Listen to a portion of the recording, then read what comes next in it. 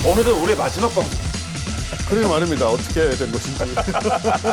이번 저희는 특집보다 중요하겠습니다만 항상 초심으로 담담하게 저희의 갈 길을 가도록 하겠습니다. 자, 밀리터리 사이언스의 10년 만난 본게임 오늘도 본 내용으로 곧장 진격해보도록 하겠습니다. 안녕하세요. 저희는 본게임 2의 MSG입니다. 오늘의 주제 영상을 통해서 확인하시죠.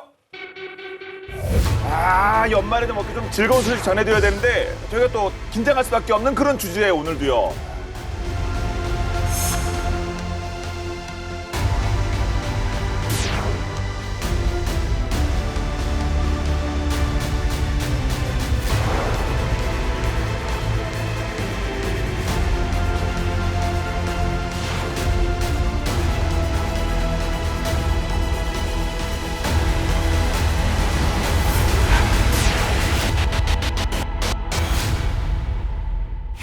최근 전해진 소식으로 한반도 열대 긴장감이 싹 감돌았습니다. 다들 아실 거라는 생각이 드는데요. 초대하지 않은 손님이 동해를 방문했거든요. 근데 그 불청객이 사람이 아니라 잠수함입니다. 그런데 그냥 잠수함이 아니라 러시아의 그것도 핵 잠수함. 이게 갑자기 웬일입니까? 북한과 밀착 행보를 보이고 있는 러시아가요. 한반도 인근 해역에 핵 잠수함을 투입을 했습니다. 그 일본의 통합 막료간부, 그러니까 우리로 치면 이제 합참에 해당하는데요. 여기서 밝힌 내용에 따르면은 지난 11월 11일 오전 그 러시아의 최신 원자력 추진 잠수함이 일본 홋카이도 옆을 지나서 동해로 진입을 했습니다. 전면 개조한 마샬 샤포슈니코프 호위함과 마샬 크릴로프 미사일 관측 지원함, 바크라장급 군한 구조함이 함께 이동을 했는데요. 동해상에 러시아의 최신형 핵 잠수함인 야센급 원잠이 포착된 거는 이번이 처음이에요. 네. 야센급은 지르콘 극초음속 미사일로 무장을 했고, 이 동해간 호위함도 극초음속 미사일인 이제 킨자를 쏠 수 있을 만큼 막강한 전력을 자랑한다고 알려졌습니다. 네, 그러니까 북러 협력이 좀 강화되고 지금 녹화 시점에 그렇습니다만은 그래서 전 세계가 좀 우려를 표하고 있는데 다른 미사일도 아닌 극초음속 미사일로 무장한 러시아 핵잠이 왜 동해에 진입했는지 의도가 진짜 궁금하고 걱정도 되기도 합니다. 근데 이 러시아 핵잠하고 함께 들어왔던 호위함 이름이 좀 낯익은 이름인데. 마샬 샤포니시니코프요. 예. 지난해 9월 김정은이 블라디보스토크를 방문했을 때 승선했던 함정이 바로 이 함정입니다. 아, 그래요? 예, 그때 김정은은 그 킨자를 시찰을 했다고 전해지고 있는데 미리 계획했던 것인지 우연인지 모르지만 이와 동시에 러시아 최신형 핵잠이 동해를 방문한 지 딱 일주일 후죠. 반가운 손님이 또 우리에게 찾아왔습니다. 그래요? 지난 11월 18일에 미 해군의 로스앤젤레스급 핵 추진 잠수함인 콜롬비아함 이 부산 작전기지에 입항하는 좀 장군멍구라는 분위기가 좀 있죠. 네, 반가운 손님 제비가 찾아냈네 했더니 거의 그 이상급이 나타났군요. 콜롬비아 함이요. 예. 네, 공식적으로는 콜롬비아함의 군수품 적재하고 승조원 휴식을 위해서 왔다고 하는데 보통 로스앤젤레스급 핵 추진 잠수함은 감시 정찰 같은 임무 외에도 재래식 탄두를 장착한 토마호크 순항미사일 지상 타격 또는 특수부대 침투 지원 이런 다양한 역할을 수행하는 걸로 또 알려져 있죠. 사실은 콜롬비아항 입항을 계기로 한미연합 방위 태세를 더 공고히 할 계기다 이렇게 또 밝히기도 했고요. 앞서 지난 9월에도 미국 버지니아급 원자력 추진 잠수함인 버몬트함이 또 부산 작전기지에 입항한 적이 있기 때문에 우리도 역시 한미 해군 간 교류 협력을 활발히 하고 있다 이렇게 얘기할 수 있겠습니다. 네, 한미 교류가 북한이나 러시아 입장에서 부러운 거죠. 근데 보통 부러우면 지는 거거든요. 그런데 부러워서 그런지 아무튼 북한과 러시아가 이게 동맹 이런 거 과시하는 뭐가 드러내고자 하는 그런 느낌인가요? 그렇죠. 이제 실제 보면요, 미국도 그 다양한 전략 자산들을 한반도에 자주 전개를 하는데요. 자, 이에 맞서서 러시아도 이제 보란 듯이 행동하는 건 아닌가 이제 이런 의구심이 들고요. 사실 암암리 러시아 함대가 그 동해 쪽으로 진출을 해오긴 했어요. 그런데 이제 하지만 이번에 좀 달랐던 게 대외적으로 알려지는 거를 전혀 거리낌이 없는 그런 모습을 볼 수 있었다라는 거고요. 여기 호위함 지원함 이렇게 같이 대동해서 왔다면서요. 그러니까 이제 잠수함만 이렇게 솔쩍 가다가 이렇게 똑똑 보고 이렇게 도망가고 하는 게 아니라 그냥 야, 나 왔어. 그러니까 그야말로 그걸 이제- 이리 오너라 수준으로 대놓고 그냥 막 그쵸. 요란하게 온 거 아닙니까? 맞습니다. 그래서 이 그 러시아 이 원자력 추진 잠수함이 동해를 이렇게 작전을 하고 있다. 이거를 의도적으로 보여주기 위한 것이고 그래서 이게 결국은 뭐 일부러 노출한 게 아닌가 볼 수가 있고요. 이게 뭐 배경은 역시 북러의 관계가 포괄적 전략 동반자 관계가 되지 않았습니까? 그래서 여기에 보면은 또 이 4조에 이 조약 4조에 보면은 자동 군사 개입 조항이 있어요. 그래서 뭐라고 할까 러시아의 전략 자산들이 북한을 지원을 한다라는 그런 인상을 주기 위해서 이게 점차 동해에 투입이 되고 있고요. 북한도 대응할 수 있다 이걸 보여주기 위해서 러시아에 요청했을 가능성 충분히 존재하고요. 한반도에서도 자 우리 러시아 죽지 않았어. 우리 영향 너한테 끼칠 수 있어. 자 이런 것들을 보여주고 싶었을지도 모르겠습니다. 또한 이 러시아의 전략 자산이 우크라이나 전쟁에만 묶여 있지 않고 이렇게 전 세계에서 활동하고 있다. 이런 것들을 좀 보여주려고 할 수 있고요. 자, 그럼에도 불구하고 우리가 이 동해에 들어온 러시아 잠수함을 주시하는 진짜 이유는 따로 있습니다. 예. 혹시 또 이 북한이랑 뭔가 조금 더 뭐 긴밀해지는 거 아닌가, 뭐 주고받는 거 아닌가, 뭐 이거 걱정하는 거 아니겠습니까, 모두가. 이제 사실 그거예요. 이제 북한이 아시다시피요. 이미 10,000명 이상의 병력을 러시아로 보냈어요. 그래서 이제 지난달 말에는요, 심지어는 그 러시아의 국방장관이 북한을 공식으로 방문하기도 했고요. 자, 언론을 통해서는 이미 이렇게 이 파병된 이 병력들이 우크라이나의 쿠스크 지역에 이렇게 배치가 돼서 실제 교전을 하고 있고 이미 많은 병사들이 사상했다. 자, 이런 얘기들이 들리고 있습니다.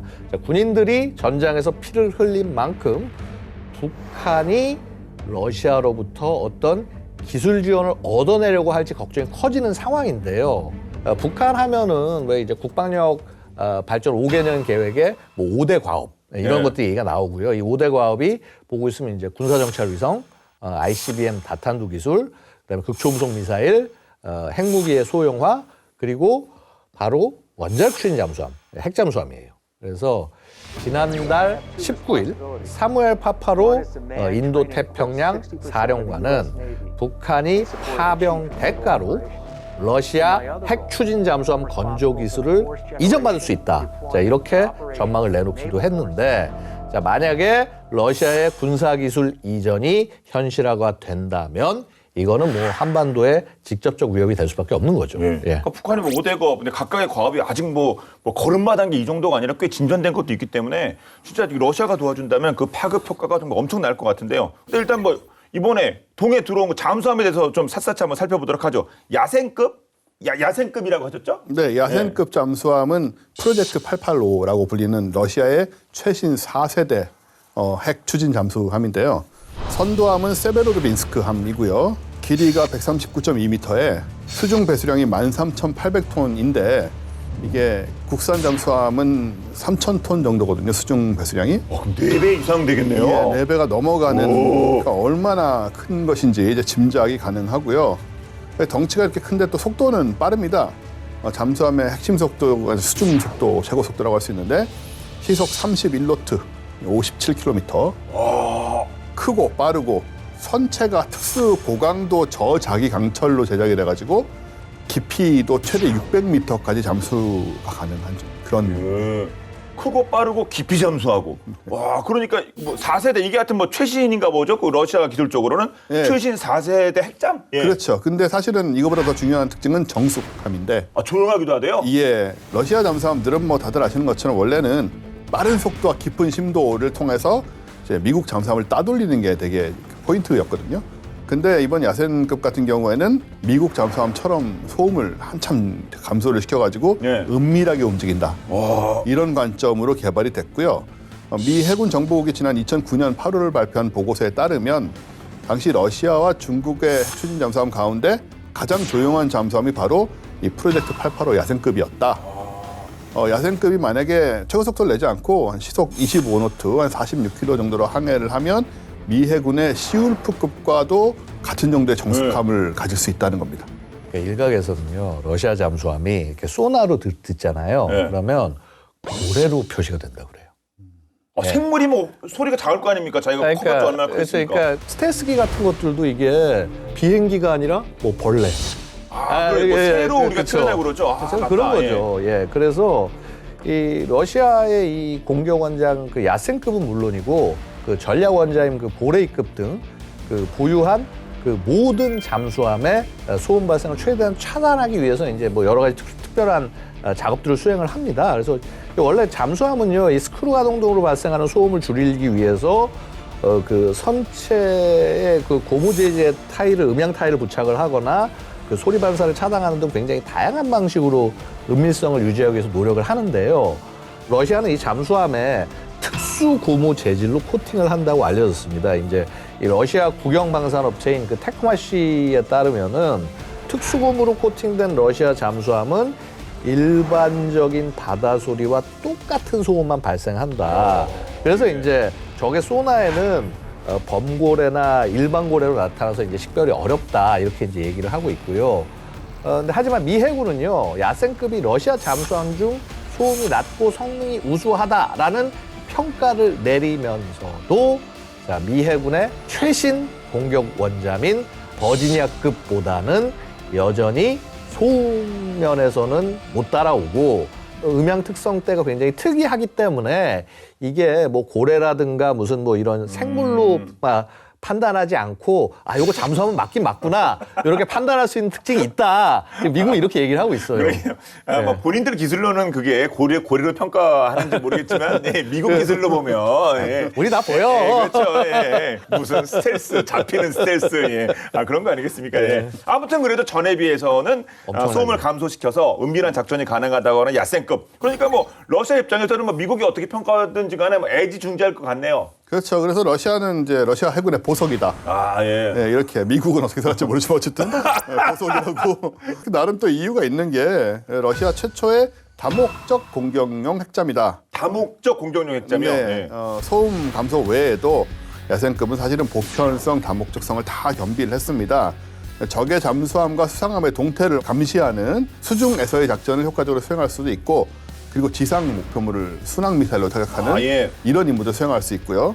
이런 건 원래는 기존의 여러 잠수함들이 다 따로 맡았던 건데 이걸 이제 잠수함 하나가 다 해낼 수 있게 만들기 위해서는 이제 여러 가지 기술을 또 적용을 해야 됐었고 그 중에 하나가 이중 선체 구조를 포기하고 새로운 시도를 한 건데 밑에 있는 게 이제 이중 선체 구조입니다. 보시는 그대로 이중이에요. 아까 때 큰 이제 하나의 선체가 또 둘러싸고 있는 거죠. 저게 이제 기존의 러시아의 그 잠수함의 형태였습니다. 왜냐하면은 러시아는 일단 북극에서 두꺼운 얼음을 깨면서 또 움직여야 되기 때문에 선체가 손상될 가능성이 좀 있죠.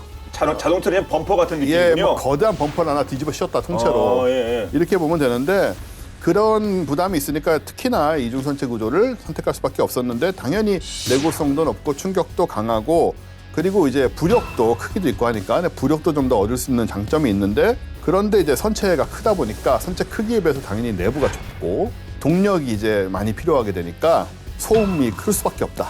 라는 이런 단점들이 있어서 그래서 미국 같은 경우는 위에 이렇게 단일 선체를 쓰고 있는데 특히 미국은 이게 가능한 이유가 재료 관련돼서 굉장히 발달한 나라이기 때문에 이런 충분히 좋은 재료를 사용하면 이중 선체를 쓰지 않아도 강도를 또 얻을 수 있다. 이런 이제 자신감이 있는 거죠. 그래서 그렇게 사용해 왔었는데 정숙성도 뛰어나고 하다 보니까 미국 특유의 그 저소음 그런 쪽도 이제 추구하기 좋았던 것이고 근데 이제 바뀌고 있는 거죠. 그렇군요. 러시아 야센급은 기존엔 그렇게 이중 선체로 갔는데 얘네가 업그레이드 된 거니까 미국처럼 뭐 단일 선체 뭐 이렇게 선택한 겁니까 그럼요? 그것까지는 아니고요. 일단 뭐 러시아는 아까 말씀드린 것처럼 뭐 지역적인 특성을 하니까 완전히 단일 선체가 아니라 이중 선체하고 단일 선체 중간쯤 되는 소위 1.5중 선체 구조라고 할 수 있는. 이거 짬뽕이네요. 선체 일부에는 가벼운 이중 선체를 덧대고 나머지는 이제 뭐 단일 선체이기도 하고 이런 식으로 이제 위치에 따라서 그런 식으로 해서 정숙성과 내구성을 다 잡았다 이렇게 평가할 수 있는데 그 결과로 적의 전략 원잠 추적이 가능하고 또 항공모함 전단과의 전투도 가능하고 또 지상 목표에 대한 대규모 타격도 해낼 수 있는 다목적 잠수함이 탄생했다라고 이제 주장을 하고 있죠. 그러니까 말씀만 들어도 진짜 공들여서 만든 느낌이 팍팍 드는 이 야센급인데 그 실제로 활용은 어떻게 되고 있습니까? 지난달에 그 러시아가 동해에 투입을 시켰잖아요. 근데 그것보다 5개월 전에 쿠바 아바낭에 러시아의 야센급이 정식으로 입항을 했습니다. 고리코프 제도 호위함과 구조 예인선 급유함 등과 같이 움직였는데 러시아는 그 쿠바 혁명군과 함께 그 미사일을 활용한 군사훈련을 치르고 자국 선원들이 휴식을 위한 방문이다 이렇게 밝혔어요. 근데 이게 문제는요. 이 쿠바 아바낭이 미국까지 직선 거리가 150km에 불과합니다. 원잠을 미국 턱밑까지 보내가지고 위협을 한 거하고 마찬가지죠. 보니까 이렇게 잠수함 지나가는데 포토타임이었나 봐요. 잠깐 이렇게 정숙하게 흔들리지 않게 이렇게 딱 정속 주행도 해주고. 아, 거기 그 어디든지 항구마다 몫이 있어요. 산책이 좋은. 예. 우리 부산도 있다면서요? 네, 맞습니다. 어디 아는 분들이 항상 점유하고 있죠, 그런 자리는. 그 아파트는 뭐 탐이라는데. 근데 진짜 그 케네디 대통령 때 말씀하신 것처럼 그때 이제 핵전쟁 날 뻔했지 않습니까? 뭐 어디 선을 넘으면 뭐 전쟁 난다 안 난다. 근데 이번에 역시 또 미국 턱밑으로 온 거 아닙니까? 150km면. 근데 미국이 어땠습니까? 이번에 미국이. 이제 미 국방부 이런 거 여유롭습니다. 우리 러시아 행동에 전혀 위협을 느끼지 않는다. 이렇게 언급을 했는데 그런 다음에 이제 러시아 야센급이 입항한 지 하루 뒤에 미국은 로스앤젤레스급 공격 잠수함을 쿠바 관타나모 항으로 입항을 시켰어요. 한 쿠반에 두 나라의 핵잠이 있는 거예요? 그렇죠. 그러니까 미국 쪽 영토 있잖아요. 관타나모 쪽에. 근데 그쪽으로 이제 보낸 겁니다.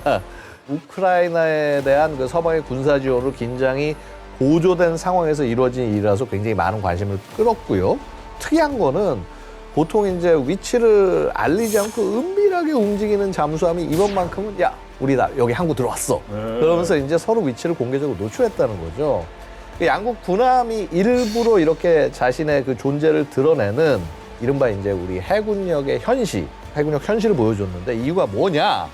러시아 입장에서는 미국 근해에서도 러시아 잠수함이 활동하고 있고 언제든 미사일을 미국 본토로 쏠 수 있는 능력을 보여주기 위함이고요. 미국은 이러한 러시아 잠수함의 활동을 언제나 예의주시하고 있고 필요시에는 격퇴할 수 있다는 의지를 보여준 것이다. 이런 평가가 가능합니다. 예. 근데 여기도 야센, 저기도 야센급. 다 야센인데 그 야센 이렇게 하는 뭐 특별한 이유가 있을까요? 네, 이번에 쿠바를 찾은 러시아 핵잠은 야센급의 2번 함인 카잔함인데요. 이것도 개량된 버전입니다. 야센 M급으로 불리기도 하는데 그 이유가 이제 야센급 1번 함은 1993년에 건조가 시작돼서 2013년에 취역을 했어요. 2번 함 착공은 2009년이니까 1번 함하고 착공 시기가 16년이나 나게 됩니다. 이렇게 시간 차이가 많이 나다 보니까 당연히 2번 함은 발전된 장비가 탑재됐고 그래서 1번 함보다 성능이 뛰어날 수밖에 없는 상황이고요. 그 결과로 이제 2번 함부터는 야센 M급 프로젝트 885M이라고 따로 불러주게 됐어요. 그래서 야센 M급은 기존 버전보다 더 은밀하게 작전을 하는 그 스텔스 성능이 더 향상이 돼 있고 이 기술들이 다양히 집약이 돼 있고요. 구형보다 더 작아진 원자로를 사용을 하고 또 새로운 동력 공급 장치, 음향 방어 체계를 탑재했고 전자전 자동화 체계도 다 향상이 됐다고 합니다. 이렇게 성능이 좋아졌는데 크기는 오히려 약간 작아졌어요. 9m나 작아졌어요. 덩치가 작아지니까 소음도 감소를 하는 장점도 있고 그런데 또 무장은 그대로 유지를 하는 그래요 또? 이게 다 신기술이기 때문에 가능한 것 같고요. 수직 발사대 8기 하고 신형 어뢰 발사관 10기를 탑재해서 공격력도 유지가 돼 있고 그래서 이 카잔함은 러시아의 해군에 또 비치된 모든 미사일을 발사할 수 있는 성능도 가지고 있다 이렇게 알려지고 있습니다. 확실히 야센보다 야센 M급이 더 중요할 것 같은데 그럼 M급의 공격력은 뭐 어느 정도일지 진짜 이거 걱정이 되네요. 수직 발사관에서는요. 초음속 순항 미사일인 그 P-800 오닉스와 칼리브르 순항 미사일을 모두 발사를 할 수가 있어요. 이 오닉스 나토 구분명이 SSN-26 스토바일인데 이제 이게 지난 2002년에 실전 배치된 램제트 추진 방식의 초음속 대함 대지 순항 미사일이고요. 최고 속도는 약 마하 2.6, 사거리는 기본형이 약 600km, 개량형인 오닉스 M이 약 800km에 달합니다. 관성 항법으로 비행을 하고 능동수동의 레이더 호밍으로 유도가 되고 명중률은 1.5m로 알려져 있습니다. 300kg 무게의 고폭탄은 물론 핵탄두까지도 탑재할 수 있어요. 예. 그리고 야센급에 탑재되는 칼리브르 미사일, 요거는 러시아판 토마호크 순항 미사일이라고 보면 되는데 대함, 대공, 대지 공격이 모두 가능한 아음속 미사일이고요. 이미 시리아 내전에서 해상하고 육상 표적 타격에 효과를 입증을 했고 그 당시에 이제 지중해에 있던 러시아 잠수함과 수상함정이 해상형 칼리브르 미사일을 발사해서 시리아 내 표적을 정확히 타격을 했다고 알려져 있고요. 이 카자남에서도 시험 사격에 성공한 적이 있는데 백해에서 칼리브르 순항 미사일을 쏴서 1000km 떨어진 표적을 완벽하게 타격을 했다. 예. 예. 그래서 이 앞으로 칼리브르는 카자남이 전술 작전을 펼칠 때 많이 활용을 할 것 같고요. 그리고 지상 표적에 대해서 특히 초정밀 타격을 집중 타격을 가할 때 쓰일 것이다. 이렇게 예상이 됩니다. 이 밖에 카자남 중간 부분에 또 10개의 어뢰 발사관이 배치되어 있는데 MK533 같은 중어뢰는 물론이고 어뢰 발사관을 통해서 운영이 가능한 3M54 그 비류자 대함 미사일 그리고 91R 대잠 미사일 같은 것도 탑재를 할 수가 있습니다. 예. 야센 M급 공격력이 정말 뛰어난 것 같은데요. 하지만 앞서 잠깐 언급하셨는데 진짜 이 공격력의 끝판왕은 언급이 안 된 상황입니다. 지금 방금 원 선생님 말씀에서는요. 맞습니다. 러시아가 자랑하는 극초음속 미사일 지르콘을 야센 N급이 탑재를 합니다. 지르콘은 세계 최초로 실전 배치된 극초음속 순항 미사일이고요. 재래핵탄도 핵탄도 양쪽 다 탑재가 가능합니다. 이 극초음속 미사일이라는 게 음속의 5배 이상의 속도로 그리고 변칙적 궤도로 저공 비행을 할 수 있는 이런 미사일을 통상 가리키는데 사실은 마하 5 정도로만 극초음속을 얘기하지 않고 전반적으로 비행하는 것 동안에 한 마하 10 정도 속력이 나와야 극초음속이라고 인정을 해줍니다. 지르콘의 최대 비행 속도는요 마하 9, 사거리는 무려 1000km 이상으로 알려지고 있습니다.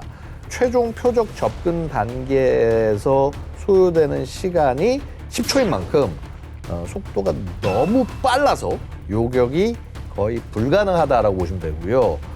미국의 토마호크와 비교를 해본다면 무게는 2배 이상 무겁고 속도는 11배 이상 빠르고 순항 중 운동 에너지는 무려 242배 이상이 됩니다. 예.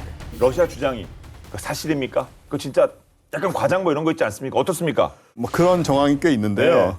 사실은 이번에 러시아가 이 극초음속 미사일인 지르콘을 실제로 사용했다는 언론 보도가 있었거든요. 예. 지난 2월에 러시아의 미사일 공격 이후에 우크라이나가 잔해를 공개를 했었는데 그게 이제 지르콘의 잔해였다. 이렇게 나온 겁니다. 근데 흥미로운 사실은 이 지르콘이 우크라이나 방공망에 의해서 격추가 됐다는 것입니다.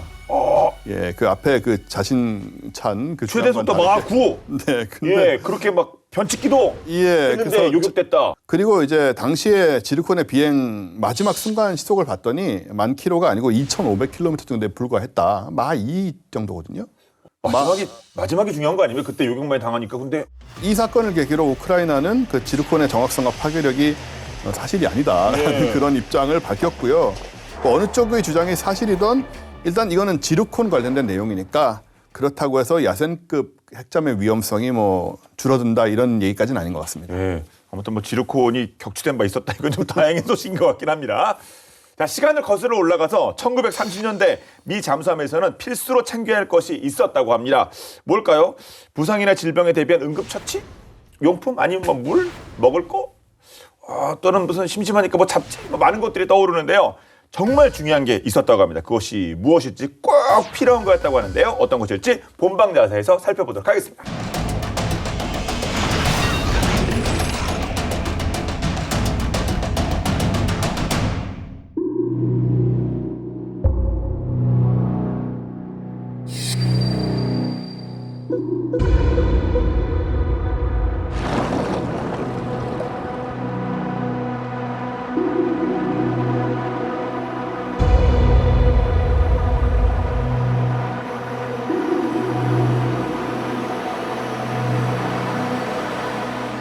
원인 모를 이유로 잠수함이 고장나 가라앉았습니다. 구조되고 오면 너무나도 좋겠지만 무리고 들이닥쳐 무작정 기다리고만 있을 수는 없는 상황입니다. 주어진 선택지는 3가지고요.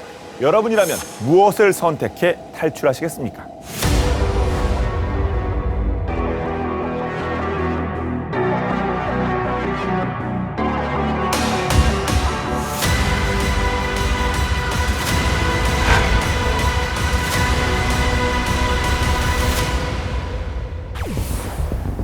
미 해군의 잠수함 운영 초기에는 사고가 잦았는데요. 1920년 9월 1일 USS S5가 전력 시험 중 침몰했고 1925년 9월 25일에는 USS S1이 로마시티 화물선과 충돌해 40m 깊이로 침몰했습니다. 또 1927년 12월 17일에는 USS S4가 훈련 중 다른 선박과 충돌해 침몰하기도 했죠. 특히 USS S4 침몰 사고는 미 해군에게 큰 영향을 미쳤는데요. 다른 사고와는 다르게 USS S4 잠수함은 수면에 비교적 가까운 곳에 있었고 구조 작업이 신속하게 이루어졌음에도 불구하고 무려 40명의 승무원 전원이 사망했기 때문이었죠. 아니 그러면 구명조끼를 착용하고 잠수함 밖으로 나왔으면 되는 거 아닌가? 라고 생각하실 수 있을 텐데요. 수상함이나 일반 선박에서는 구명조끼가 그 역할을 톡톡히 하지만 잠수함에서는 그렇지 않습니다. 일단 잠수함이 침몰하게 되면 압축된 공기에 노출돼 감압병에 걸릴 위험이 있고 폐에 남아있는 압축 공기가 수면으로 올라가는 동안 팽창하여 폐가 파열될 수 있습니다. 운이 좋게 구명조끼의 부력으로 안전하게 수면 위로 올라올 수 있다 하더라도 수면까지 올라오는 동안 숨을 참아야 하는데 이는 솔직히 어려운 일이었죠. 이러한 연이은 잠수함 사고들은 잠수함의 안전성에 대한 우려를 불러일으켰고 해군 지도부가 해결책을 모색하도록 자극했는데요. 당시 해군 장교였던 찰스 몸센 역시 이러한 비극에 큰 영향을 받게 됩니다. 탈출 방법이 없다는 것은 승조원들의 생명을 위협할 뿐만 아니라 잠재적으로 해군의 작전 준비성과 전략적 역량에 영향을 미친다고 판단한 것이죠. 이때부터 찰스 몸센은 잠수함 승조원들이 침몰한 잠수함에서 탈출할 수 있도록 도와주는 장치 개발에 나서게 되는데요. 그 결과 1929년 몸센 렁이라고 하는 장치를 개발하게 됩니다. 몸센 렁은 잠수함에서 탈출하기 전에 승조원들이 착용할 수 있는 일종의 호흡기 같은 건데요. 이산화탄소를 제거하고 산소를 보충해서 수중에서 호흡할 수 있도록 도와 안전하게 수면에 도달할 수 있도록 하는 장치였죠. 간단해 보이지만 상당히 정교하게 설계된 몸센 렁은 크게 4가지 구성 요소로 이루어져 있는데요. 가장 먼저 호흡 가방으로 공기 저장소 역할을 하는 것인데요.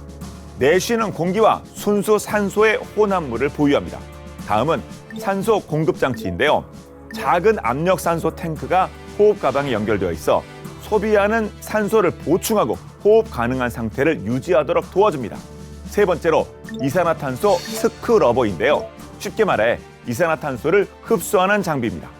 이 장치에는 이산화탄소를 흡수하는 흡수제인 소다라임이 채워져 있죠.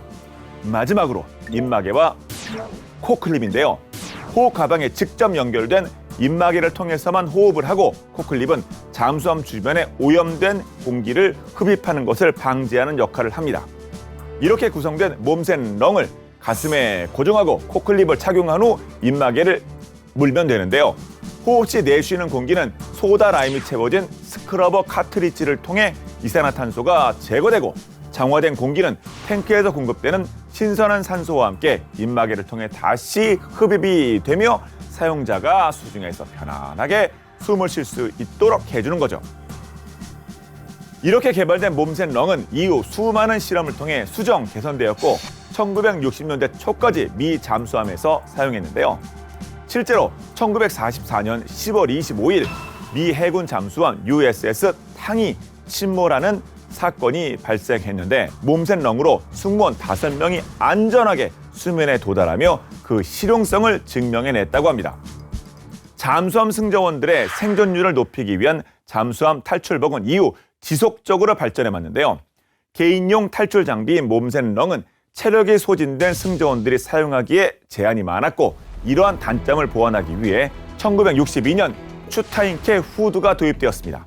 이 장치는 머리를 감싸는 후드가 달린 팽창식 구명조끼로 승조원들이 보다 안정적으로 외부를 볼 수 있으며 후드에 갇힌 공기를 이용해 마우스를 물지 않고도 쉽게 호흡할 수 있었죠. 그러나 이 장치에도 한계가 있었습니다. 승조원들이 수면에 올라와도 오랜 시간 동안 저체온증으로 사망할 위험이 있었기 때문인데요. 이에 따라 전신을 감싸는 탈출복이 개발되었고 1990년대부터 전 세계 대부분 잠수함에서는 이 전신 탈출복으로 교체되어 사용되고 있다고 합니다. 몬센렁의 개발은 잠수함 승조원들의 생명을 구하는 중요한 자원안점이 되었는데요. 이를 통해 승조원들의 안전을 보장할 수 있는 장치들이 개발되었고 현재의 탈출복으로까지 발전할 수 있었죠. 앞으로도 이러한 기술적 진보가 계속되어 잠수함 승조원들의 안전을 보장하고 생명을 지키는 데 기여할 수 있기를 기대합니다.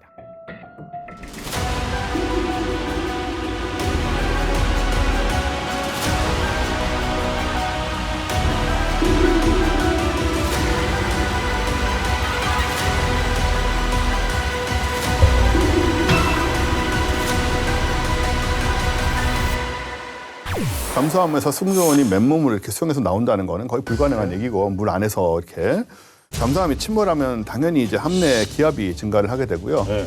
그 공기를 이제 마시면 폐 안에 그 공기가 들어와 있는 상태가 되니까 밖으로 나와버리면 이게 폐 공기 밀도가 갑자기 팽창을 하게 되죠. 아, 그래서 이렇게 뭐 폐가 파열된다. 예, 그렇습니다. 그래 폐포가 터진다라고 하는데 그래서 그걸 막기 위해서 만든 어떻게 보면 원시적이지만 굉장히 효과적인 장치가 아니었나 이렇게 생각됩니다. 예. 몸셋런과 같은 그 원시적인 잠수함 탈출용 호흡 장치는 영국에도 있었는데요.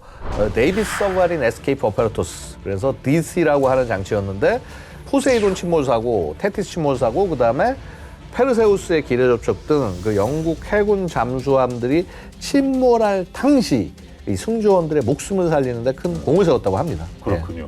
잠수함이 중요한 임무를 수행하는 이만큼 그 승조원들의 어떤 목숨을 생명을 그 보장하는 많은 장치가 있었으면 좋겠습니다.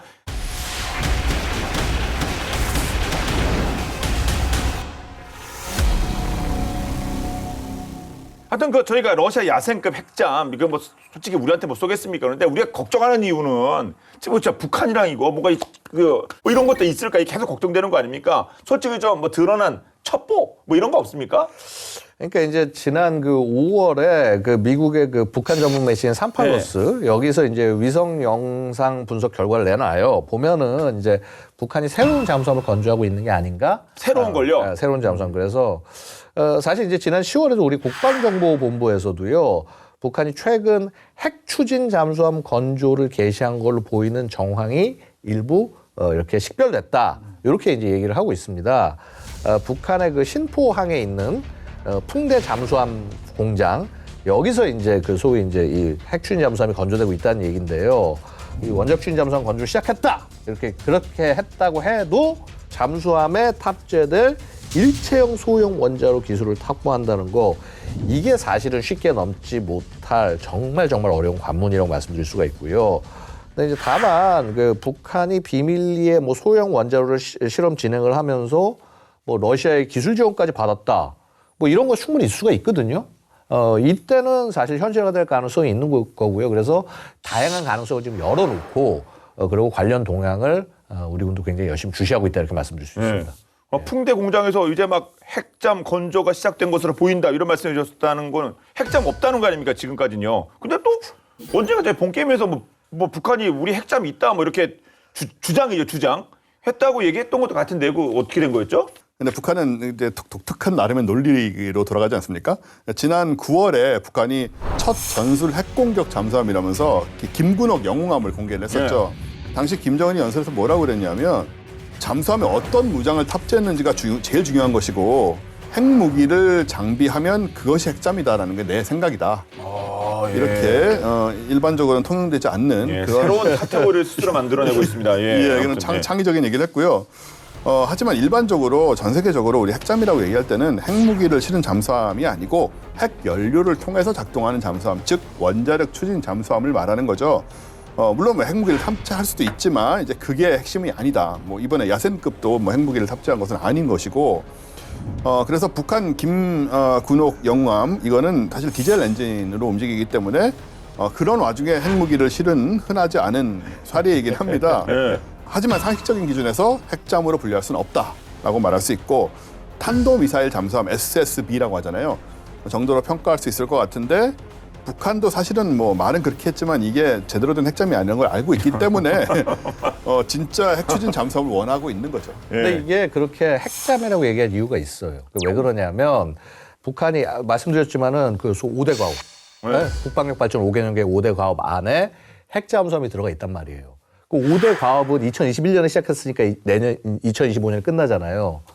그럼 그 안에 성과가 나와야 돼. 나와야 되는데 그러니까 일단 잠수함 뭐 하나 만들었으니까 네. 야 우리 요거 과제 나온 거 이거 했다 얘기를 하는 거예요 이렇게. 네.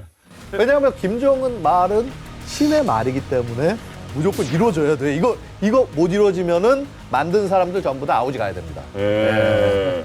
근데 진짜 북한에 러시아가 이 핵잠 기술 진짜 이전할까요? 말까? 어떻게 그러니까 생각해요? 이게 사실은 예전에 상식적 판단에 의하면은 야 러시아가 미쳤다고 북한한테 그런 기술을 주냐. 그러니까 나중에 어떻게 될 줄 알고. 이제 이런 거죠. 우크라이나 처음에 이제 막 포탄 이런 거 주기 시작할 때 러시아에 수출하기 시작할 때 야 이거 기술 주지 않을까? 그때는 다들 이랬어요. 야 말도 안 돼. 야 이거 수지가 안 맞아 일단. 그런데 지금 상황이 다르죠. 파병을 했잖아요. 가서 사람이 피를 흘리고 싸우고 있단 말이에요. 그러면은 이걸 보낼 때 그냥 보냈겠냐고. 약속을 했겠지. 뭔가 확실한 걸 받아내기를 약속을 했을 거고 그러면 그것이 이제 핵이나 미사일 기술 관한 것들도 이제는 포함될 수 있다. 예전에는 그게 전혀 불가능한 얘기라고 우리가 이렇게 그냥 코웃음을 쳤지만 이제는 조금 좀 진지하게 바라보면서 아, 여기 둘 사이에 이상한 짓 했을 것 같은데 이렇게 좀 의심해야 될 시기가 아닌가 저는 생각을 합니다. 예. 네.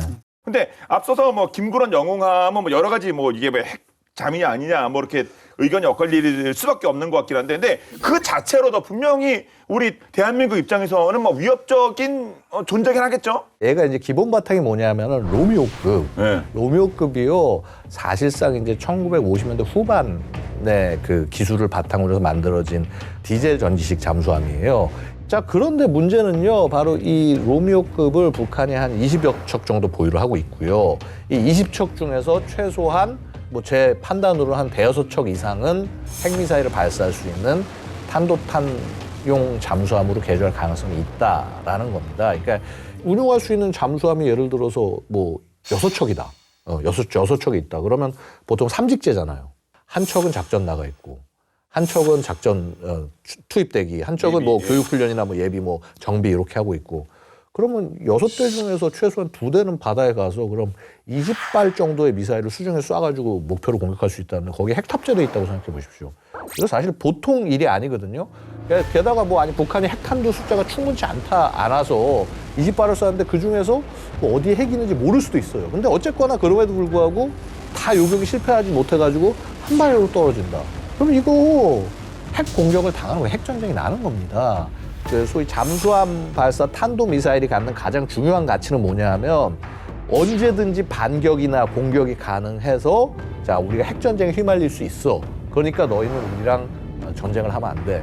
소위 하는 이런 전략적 억제의 역할이 굉장히 핵심이고요. 이런 김군옥 영함들이 굉장히 여러 척이 만들어졌을 때는 북한이 충분히 그런 용도로 사용할 수가 있다. 근데 사실 그 용도로 쓰려고 그러면은 미사일이 아까 말씀드렸듯이 북극성 3처럼 되게 좀 큰 미사일, 사거리는 긴 미사일, 그래서 뭐 미국이든 어디든 본토를 때릴 수 있는 미사일이 의미가 있는데 이게 또 김구록 용함은 사실 되게 조그만 사거리가 짧은 한 사거리 6, 700밖에 안 되는 미사일들을 많이 가지고 있어요.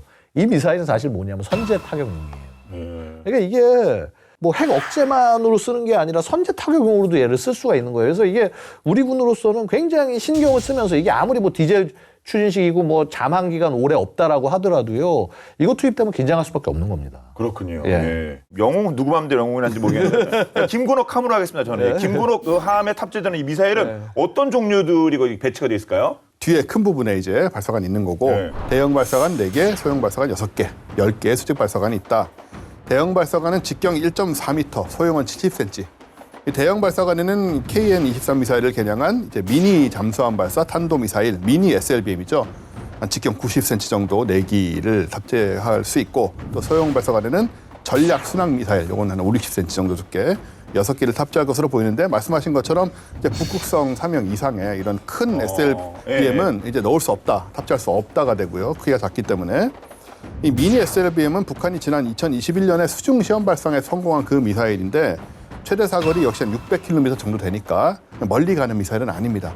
전략 순항 미사일도 잠수함 수중 시험 발사에 이미 성공을 했죠. 최대 사거리가 1,500에서 2,000km니까 우리나라하고 오키나와 쪽에 주 1미군 기지 이 정도를 겨냥하는 그런 이제 화력으로 볼 수 있습니다. 네.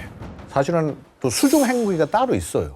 핵 어뢰를 쏠 수 있지 않을까 추정을 합니다. 아, 얘가 예, 이게 핵 어뢰. 어뢰군요. 그렇죠. 예. 이게 헤일이라는 핵 어뢰인데 이제 사실은 핵 어뢰이기도 하지만은 무인 잠수정이라고 표현할 수가 있어요. 그러니까 접근해서 쏘는 게 아니라 굉장히 멀리서 쏘는 거죠. 멀리서 쏘면 이제 막 수백 킬로미터 이렇게 막 한 3, 4노트 정도 속력으로 천천히 와가지고 와서 항만 입구나 이런 데서 빵 터트려가지고 해서 해군 기지를 무력화시키거나 혹은 뭐 일부 해일을 일으켜서 무슨 뭐 이렇게 피해를 입힌다 뭐 이제 이런 개념으로 얘기를 하고 있는 것이고요. 처음 막 등장했을 때 야 이거 능력이 되겠냐? 특히 이제 여기 북한이 여기다가 화산 30이라고 하는 핵탄두를 장착하겠다고 얘기를 했어요. 화산 31은 5킬로톤짜리 파괴력을 가진 전술핵 탄두입니다. 수중에서 5킬로톤 정도 파괴력 가지고 이거 굉장히 센 힘이긴 하지만은 물이 상당히 이것들을 이렇게 에너지를 가져가기 때문에 아주 배 밑에서 정확하게 맞춰가지고 해서 워터제트 효과로 배를 잘라내지 않는 이상은 피해를 크게 줄 수 없는데 이게 좀 될까? 뭐 이런 생각들을 많이 했어요. 근데 그 러시아의 핵어뢰 포세이돈 있잖아요. 네. 이거 개념이 비슷한 개념이에요. 그러니까 같이 이렇게 비슷하게 집어넣는데 포세이돈에서는 메가톤급의 탄두를 집어넣어서 파괴력을 일으킨다고 그래요. 근데 이러면 이거는 정말 헤일 같은 효과를 낼 수가 있습니다. 여기에 만약에 전략핵 탄두를 장착해서 공격을 한다. 뭐 러시아 글로나스 같은 또 위성체계 있잖아요. 그런 정보 받아서 스스로 자항을 해서 미국의 항모 전단 이런 것들을 인식할 수 있는 뭐 AI 기술 이런 것들을 같이 결합을 해서 공격을 한다? 그러면은 이거는 정말 위협이 되는 거예요. 그래서 우습게만 볼 건 아니다. 북한이 이제 이 무기체계를 갖고 앞으로 어떻게 계속 발전을 시켜 나갈지 주의해서 봐야 되고 여기에 대한 대응책도 세워야 되는 상황입니다. 알겠습니다. 예. 북한도 이렇게 핵잠 개발에 애를 쏟고 있는데 이게 뭐 북한만의 얘기가 아니라 그냥 전 세계적으로 핵잠 보유에 뭐 다들 이렇게 뭐 박차를 가고 있죠. 네, 미국이나 중국, 러시아 등 이미 핵잠을 보유하고 있는 국가들도 계속 이제 확보를 더 하려고 아주 열을 올리고 있는데 러시아도 현재 야생급만 이제 9척을 취역하기 위해서 계획을 잡고 있고 현재 4척을 운영하면서 5척을 건조하고 있거든요. 예. 총 60여 척의 잠수함을 이미 보유하고 있는데 아직도 남은 건조 계획도 많은 상황이고요. 또 미국은 지난 2020년에 2045년 전력 계획을 발표를 했는데 2045년까지 최대 80척의 핵잠수함을 운영하겠다. 이 가운데 19척의 버지니아급 7,800톤급 이 공격 핵잠수함은 매년 한 척씩 건조를 해서 66척을 확보하겠다. 숫자가 어마어마합니다. 그러네요. 네. 또 중국도 고질적인 문제인 그 엔진 소음을 줄인 핵추진 잠수함 건조에 주력을 하고 있고 지금 대부분의 중국 잠수함이 소음이 아주 크기 때문에 주변국 잠수함에 그냥 탐지가 되는 그런 상황이라 별 역할을 하지 못한다는 얘기가 있잖아요. 또 최신형 SSBN인 그 12,000톤급의 공구사형도 사실은 소음이 커서 약점이 큽니다. 그래서 중국은 이 소음을 줄인 7,900톤급, 좀 작지만 095형 SSN 8척을 우선 확보를 하고 또 더 큰 그 19,000톤급의 SSBN 096형 이것 좀 건조를 하고 있습니다. 랴오닝성의 핵잠수함 건조 시설이 이 096형 등을 동시에 6척을 건조할 수 있을 정도로 어마어마한데 과연 소음을 얼마나 줄일지는 그건 또 두고 봐야 될 일이죠. 네.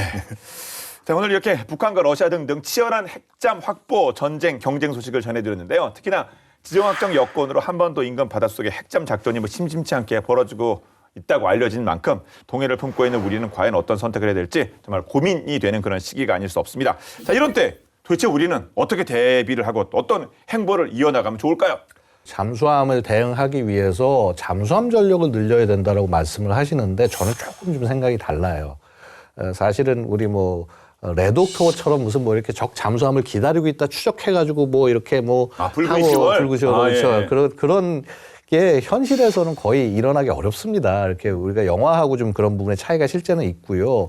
사실 그래서 제가 개발하지 말자는 것이 아니라 개발을 하더라도 되려 우리는 무인화 시스템 같은 것들을 통해서 거의 상시적으로 감시를 하고 좀 현실적으로 그다음에 현명하게 대응해 나가야 된다고 생각을 하고요.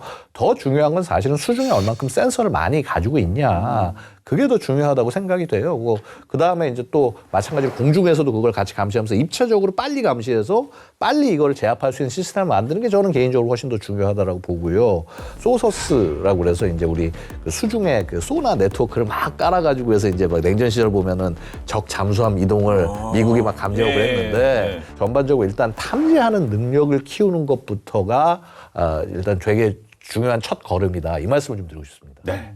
저는 뭐 일단 다 맞는 말씀이라고 생각하고요. 저는 그냥 올해 또 끝나고 하니까 백추진 잠수함이 필요하다. 그런 말씀을 해오셨으니까 지금 보니까 정말 그 필요성은 뭐 더 이상 예. 강조할 필요가 없는 것 같습니다. 뭐 여하튼 간에 필요하지 않겠느냐. 네. 이렇게 제가 대변하는 걸로 하겠습니다. 자, 1년 동안 정말 저희가 뭐 나름 저희 입장에서 열심히 달려왔습니다. 2024년 이제 마지막 방송을 이제 마무리할 때가 됐는데 와 우리 같이 또 우리 양 박사님 모셔서 루마니아도 갔다 오고 제 입장에서도 정말 꽉 찬 한 해를 보낸 것 같습니다. 어떠셨습니까? 뭐 일단 저는 뉴비잖아요.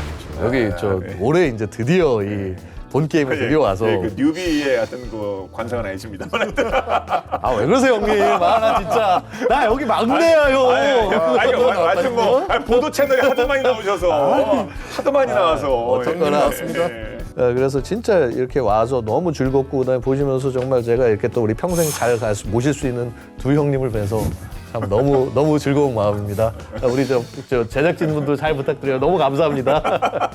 네, 화면에 안 잡힙니다만 제작진이 상당히 많이 계십니다. 여기에 한 20명 이렇게 같이 계세요. 네. 올해 작년에 계속 방산 관련해서 어마어마한 성과를 냈는데 그렇죠. 그래서 우리 폴란드도 갔었고 예. 양옥 박사님 안 가셨고 우리는 루마니아도 갔었고 뭐 같이 가셨고 어쨌든 이게 그 무기를 뭐 팔아서 뭐 여러 가지로 뭐 돈을 외화를 획득한다 이런 것도 중요하지만 이게 그 군사 강국의 입지를 구축하는 그런 역할을 또 하는 것 같습니다. 그래서 이런 부분들이 결국은 북한에게도 부담으로서 다가오는 또 이런 사이드 이펙트 좋은 그렇죠. 의미에서의 그런 또 한 해가 또 되지 않았나 작년에 이어서 그런 생각이 들었고요. 그와는 또 별개로 영옥 박사님 잘하셨습니다. 감사합니다. 오늘 본 게임은 여기까지입니다. 2024년 한 해 동안 본 게임 투와 함께 해주신 시청자 여러분께 진심으로 감사의 말씀을 전해드리도록 하겠습니다. 저희 본 게임은 OTT 웨이브와 KFN 유튜브를 통해서 언제든 시청 가능하니까요. 많은 활용 부탁드리겠습니다. 새해에는 더욱더 화끈한 내용으로 돌아오도록 하겠습니다. 지금까지 저희는 본 게임 2의 지었습니다. 고맙습니다. 고맙습니다. 수고 많으셨습니다. 고생 많으셨습니다. 고생 많으셨습니다.